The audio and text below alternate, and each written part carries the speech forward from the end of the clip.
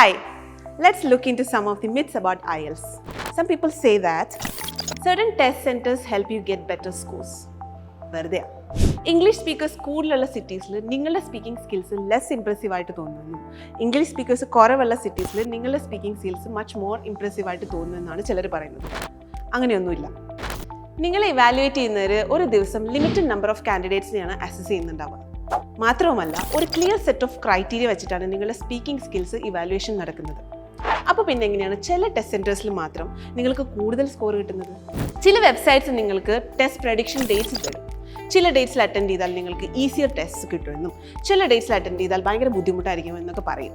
വെറുതെയാണ്. അതായത് ടെസ്റ്റിൻ്റെ difficulty level ഏതാണെങ്കിലും നിങ്ങളുടെ സ്കിൽ ലെവൽ അനുസരിച്ചിട്ടുള്ള സ്കോറാണ് നിങ്ങൾക്ക് കിട്ടുക. പിന്നെ എന്തിനെ പേടിക്കുന്നത്?